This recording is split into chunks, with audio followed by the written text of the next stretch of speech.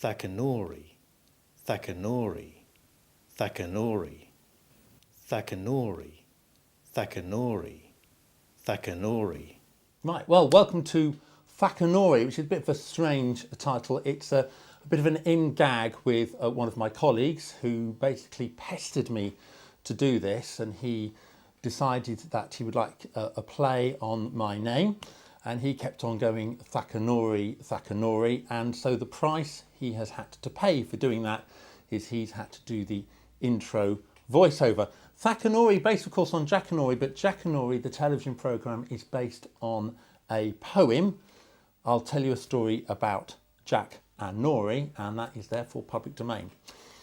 A bit misleading title really, because Thack-A-Nory is all about the techie side behind television and behind PA systems, audio visuals, that sort of thing. Without going into too much detail, we're going to use, over the sequence of these videos, just one formula, just a division sum, just to illustrate one thing. A lot of courses these days that do photography start from the artistic side, which is fine. There's two sides to start from, the artistic or the technical. And lots of people aren't technical, so you start with the artistic side, you put the camera in fully auto, and you go and have a play. And if you've just bought a DSLR, you can turn all the switches to green and off you go. But there'll come a point when you won't be able to get that camera to sing and dance any more than it already is. And to get it to sing and dance, you need to go into manual, and to go into manual, you need to know what the effect of the various switches is, and preferably why. Now, we're going to specialise on video, but we will talk a bit about stills as well. Today, quite straightforwardly, we're going to talk about the exposure of the picture. On your standard stills camera, a traditional old stills camera, which this is, there's a focus ring at the front.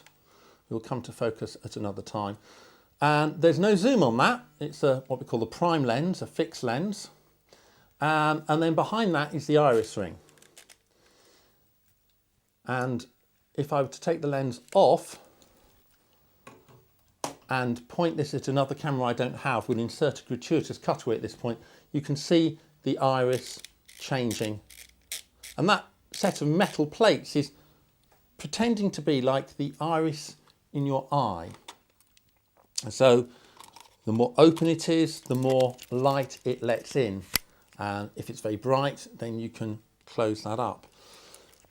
With a film camera,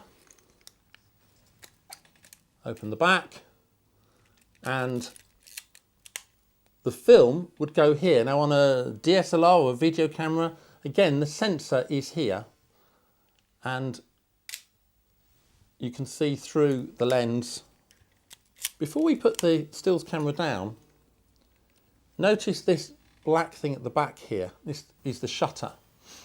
So on the stills camera you have a shutter, so the amount of exposure depends on the iris, which we're going to come to again in a moment, and the shutter. And the shutter opens and closes for a fixed period of time, which you can change. So in this case it's going to be very slow. There it is opening, and I'll close it. And a simple camera, that would happen at about a 60th of a second. So you can increase the exposure by having a longer exposure time, by having a slower shutter speed. There are in fact three things that contribute to exposure, and they're the iris, the shutter, and the sensitivity. And in video there's a fourth, the ND, which we will come back to. So let's start with the iris. That's relatively straightforward, like the iris in your eye. And again, on a conventional stills camera, there's the focus and then there's the iris ring, which is the one nearest to the camera body. Now on a DSLR, you won't see that, because that's all built in to the camera system these days, and you can control it remotely. And on most expensive video cameras, you won't see it either. But on the really expensive ones, the broadcast ones like this is, you will see it. So on this lens, there's focus, there's zoom, and then right at the back, again, there is a separate ring which you control manually, and I'm going to do that now.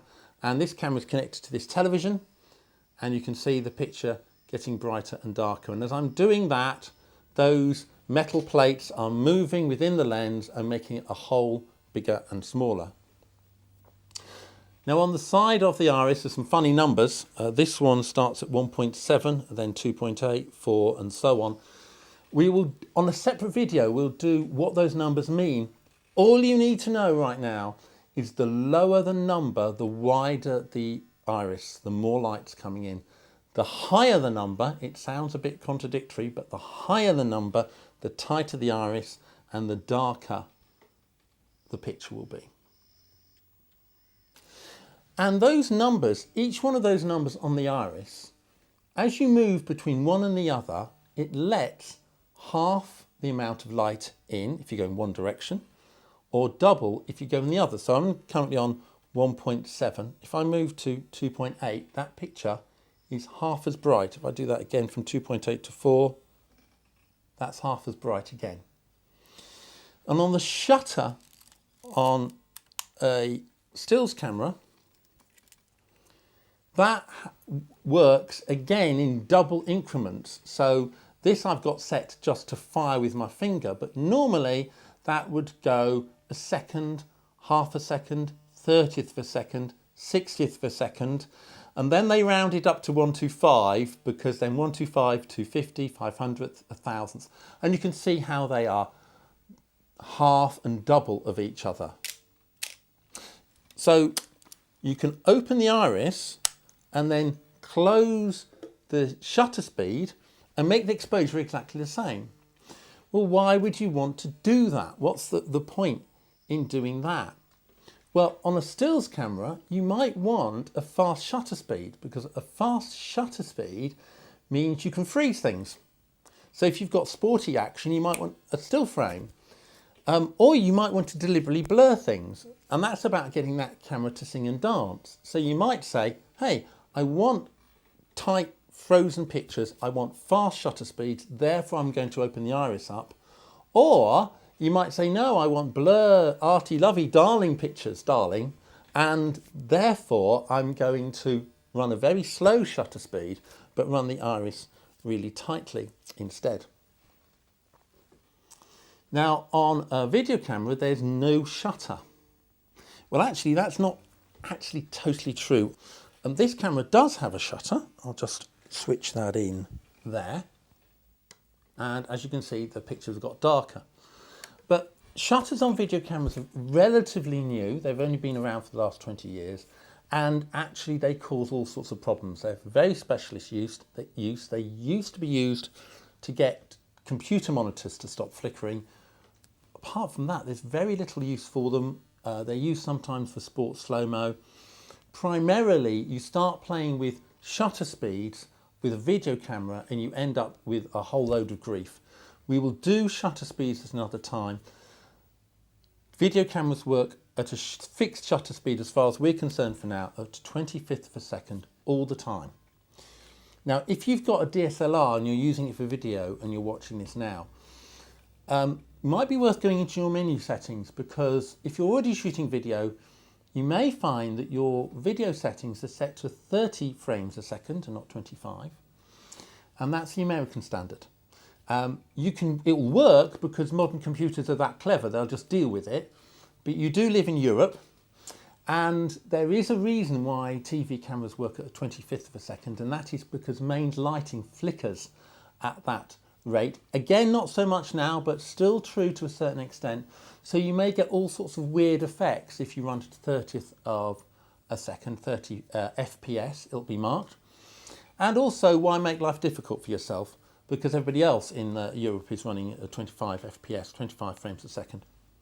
So in terms of video, there isn't a shutter to play with. So we've got the iris, and we can't compensate for that if we want to deliberately open it. So what they've done in video cameras is they've put a thing called ND in, that's neutral density. And on this camera, there's a filter wheel which does that. I'm going to move this now. and you can see that that's now one brightness. If I go this way, it goes darker, and that way it goes so dark you can't see it. Now, on your domestic camcorder, you won't see these controls. You need to be paying probably a couple of £1,000. And even then, the cameras we're talking about are toys, really. In fact, the camera shooting this is a toy, really. And on DSLR, you won't get ND. But on a video camera, and here's a cheap video camera. This is an old video camera. There's a switch there it is, and it's marked ND12. Okay, and if you look at a modern HD semi-broadcast video camera, you'll find that ND switch. Flick away, you'll see the pictures get darker, which leaves us with sensitivity. On this stills camera, there's a mark here for when you put your film in. Yeah, good old-fashioned film, 35mm, and the film would say what sensitivity it was, and it was rated in ASA, so this one's been left on 200 ASA. That's American Standards Association. There were other standards, but in the end we all agreed that we'll go with the Americans because it was too much like hard work not to. And so everything these days for stills cameras is in ASA, except that because we didn't want to give the Americans too much credit, we decided to change it to ISO, International Standards Organization, but it's the same thing. So on a DSLR, you will have an ISO setting. And what that means is that when you turn up the ISO, the camera gets more sensitive. So why not just turn up the ISO all the time? Well, partly because you might not want to. You might deliberately want to have an insensitive camera so that you can have a wide open aperture or a slow shutter speed. But you don't get something for nothing. And ISO is, in the old days, that was the grain of the film. That was how big the crystals in the film were. And therefore, you would get a grainier image as the sensitivity went up. These days, it reflects more what we call noise. So imagine turning up the volume on a cheap old radio or cassette machine, if you can remember cassettes, and as you turn the volume up, it goes shh. Well, that's the effect you get on pictures.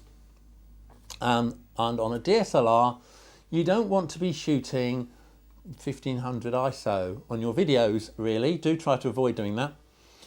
So it's difficult to know on a DSLR really what to be playing with, but I would suggest 100, 200. I mean, I used to shoot slide film at 65 ASA, but 100, 200, 400, try and keep the ISO down as much as you can to keep the quality up.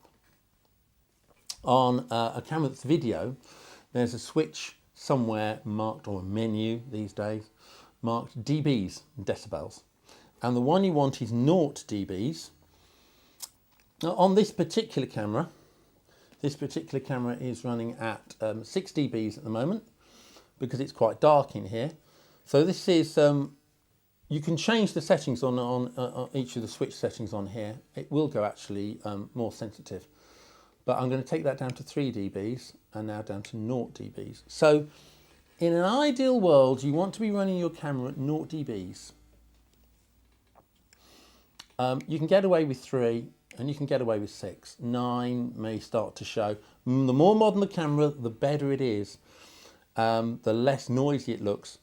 But with a camera with the gain turned up, especially in the black part of the picture, you'll see just crawling with noise, so you want to avoid that. In fact, to get a certain look, you might want to throw yet more light away. Your ND may not do what you want to do. And you can have negative dBs. You can turn the volume down.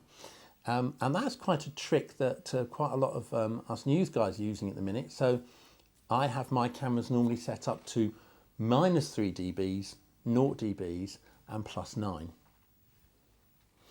So why would you want to have these different effects? Well, we've mentioned already that if you're running a stills camera, then you might want shutter speed to freeze a picture or to make it deliberately blurry, to put a blur on the action, which can actually look better. If you are in a dark situation, of course, you may want to push the ISO just to get around the fact that it's dark. But the main reason is the thing called depth of field. And we're going to do that at another time. But just using this wooden duck as a model, depth of field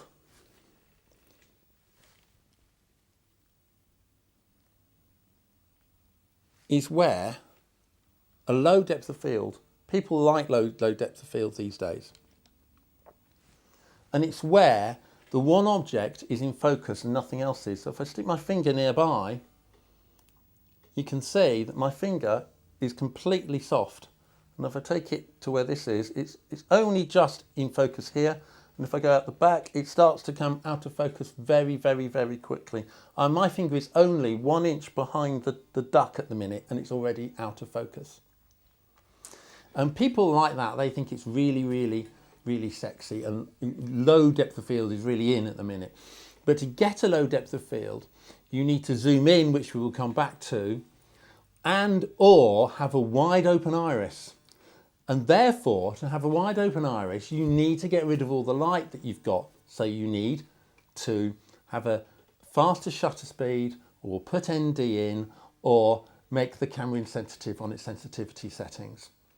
So there is a reason why you need to stick that camera into manual, start playing with your sensitivity, start playing with your shutter speed or your ND, so that you can choose what aperture you're going to go with for a particular job. If, by the way, you are just trying to catch some action and you're in a hurry, then you keep it wide, you get the aperture to about f8, and you just shoot. In the cameraman's terms, if in doubt, zoom out. But when you're trying to create art, this is the way to go.